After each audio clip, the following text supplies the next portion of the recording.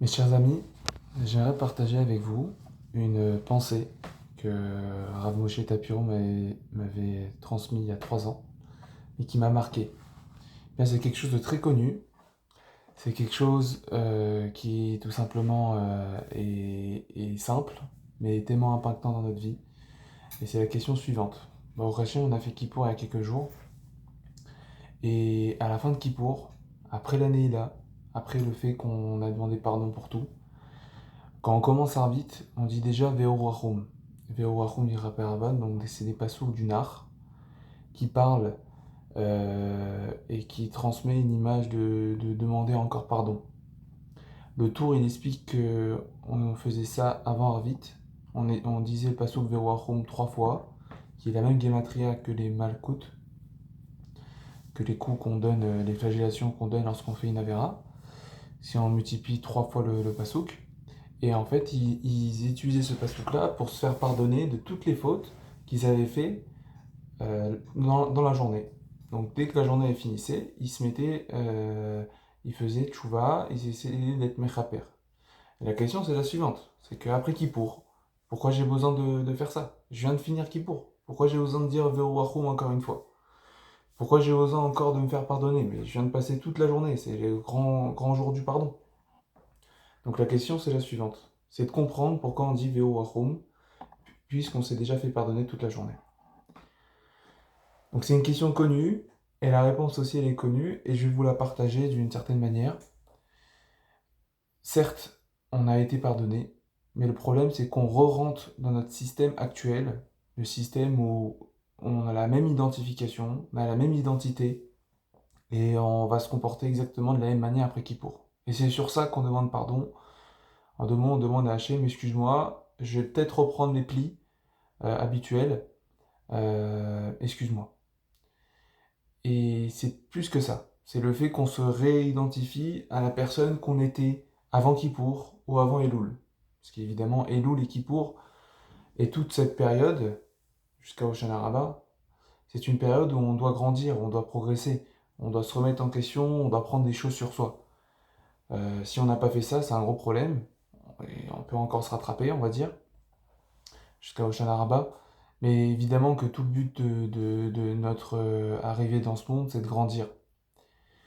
Et pourquoi, et ça je le répète, pourquoi on dit Ve'urachum? C'est tout simplement parce qu'on se réidentifie de la même manière, la même personne. Voilà, la personne lambda qui était avant Kippour, elle redevient cette personne après Kippour. Même si elle prend des choses en soi, mais elle se dit, voilà, moi je suis arrivé à là. Mais il faut comprendre que non. Certes, on ne peut pas changer du coq à l'âne, on ne peut pas changer de manière très rapide, très drastique euh, d'un claquement de doigts. Mais cette période des 40 jours, qui va jusqu'à Hoshana Rabbah, donc c'est une période de plus de 50 jours, doit nous permettre d'être une nouvelle personne, de s'identifier d'une nouvelle manière. Je ne vais pas citer son nom, mais il y a quelqu'un qui est un philosophe qui dit quelque chose de très intéressant. Il dit que le plus grand ennemi de la vérité, c'est pas le mensonge, mais c'est les croyances. C'est quand on croit sur quelque chose. Quand on croit que nous, voilà, moi j'ai mes défauts, bah je suis feignant, et bah je resterai feignant toute ma vie. Non, ça c'est le pire ennemi de la vérité. C'est la pire chose qui existe. Et être capable de changer son identité. Et c'est ça qu'on demande aux juifs, c'est de changer par rapport à ce qu'il était avant. Certes, il ne peut pas renier ce qu'il est en soi, mais arrêter de s'identifier à la personne qu'on était avant. Je sais que c'est un peu fin, mais c'est important de le signifier. Imaginons que dans notre tête, on s'en fout des autres, mais dans notre tête, on a une réputation d'être un kiffeur et de faire des mauvaises choses, etc. Enlever ces identités-là. Pas se dire, bah moi, tout le temps, je vais courir après les filles. Tout le temps, je vais courir comme ça. Non, faut pas penser comme ça. À aucun moment, il faut penser comme ça. Un autre point que j'aimerais partager avec vous, c'est le télim qu'on dit lié à la Parnassa, qu'on lit à Rosh Hashanah et Kippour. Et j'aimerais citer juste un endroit très intéressant. C'est marqué Miya Ale, Mea Hashem, ou Miyakum Mikom Kocho. Qui va réussir à monter sur la montagne d'Hachem et qui va y rester? Parce que c'est facile de monter. Après 40 jours, on a fait les stirot. Après Rosh Hashanah. Après Yamim Noraim. Après Shabbat Shuvah. Après Kippour. C'est facile d'être au top. Et la question, c'est mi yakum mi comme kocho. Quelles sont les personnes et est-ce que nous, parce que ce qui est le plus important, c'est de faire un travail sur nous, est-ce que nous, on va arriver à grandir et à rester à l'endroit où on grandit et continuer à grandir? C'est ça la vraie question qu'on doit se demander. Il y avait une star qui disait quelque chose de ressemblant. Il disait que c'est facile d'être une star, mais le plus dur, c'est d'y rester. Alors nous aussi, on doit devenir une star. Pas une star par rapport aux autres, mais par rapport à nous, être le meilleur de nous-mêmes. Et c'est cette période qui est la plus bénéfique, la plus... C'est un timing à prendre, c'est ça que je veux dire.